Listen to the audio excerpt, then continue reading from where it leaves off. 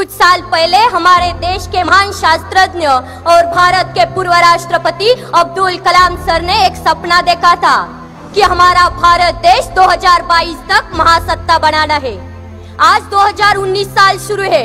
मुझे नहीं पता कि 3 साल में हम महासत्ता बन सकेंगे या नहीं, लेकिन देश में बार बार होने वाले चुनाव, उनकी वजह से बर्बाद होने वाले समय, पैसे और निर्माण होने वाली अस्थिरता की वजह से हमारे देश को महासत्ता बनने में बड़ी रुकावट है, जिसको चाहे तो हम दूर कर सकते हैं एक देश एक चुनाव संकल्पना के माध्यम से।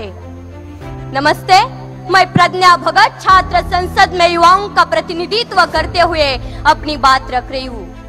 2009 के लोकसभा चुनाव में चुनाव आयोग द्वारा खर्च हुई रकम थी 1700 करोड़। 2014 के लोकसभा चुनाव में वही खर्च था 4000 करोड़।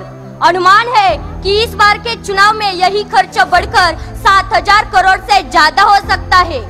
ये सभी लोकसभा चुनाव के खर्च के आंकड़े हैं। बाकी हमारे देश में विधानसभा चुनाव और कई तरह के चुनाव होते हैं, जिसमें होने वाला सरकारी खर्च लोकसभा चुनाव से कई गुना ज्यादा होगा। अगर ये सभी चुनाव एक साथ हो जाए तो हमारे देश के कई हजार करोड़ रुपए बच जाएंगे। हमारे देश में जब विधानसभा चुनाव होते हैं तब देश के बहुत से केंद्रीय मंत्रीगण, यहाँ तक कि प्रधानमंत्री तक सब नेता अपनी अपनी पार्टी के लिए चुनावी रैलियों में जाते हैं, जबकि उन्हें 5 साल देश के लोगों की समस्याएं सुलझाने के लिए चुना गया होता है। हर साल ये विधानसभा चुनाव होते हैं और हर साल ये मंत्रीगण अपना यही समय रैली में गवा देते हैं। अगर एक देश एक चुनाव संकल्पना साकार हो जाए तो बाकी चुनावों के कार्यक्रम विपरीत हो जाएंगे। हमारा देश कई हजार करोड़ रुपए से बच जाएगा और 5 सालों में एक ही बार चुनावी रैलियों के लिए जाना पड़ेगा। यह एक बहुत बड़ा फायदा हमारे भारत देश के लिए होगा।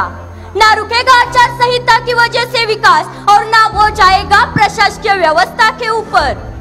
बस इस पूरी संकल्पना में मुझे एक दिक्कत दिख रही है।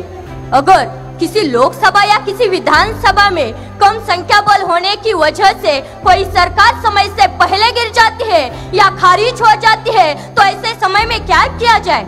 क्योंकि अगर उस खारिज हुई विधानसभा या पंचायत का चुनाव फिर से किया जाए तो देश के बाकी चुनावों के कार्यक्रम के विपरीत हो जाएगा।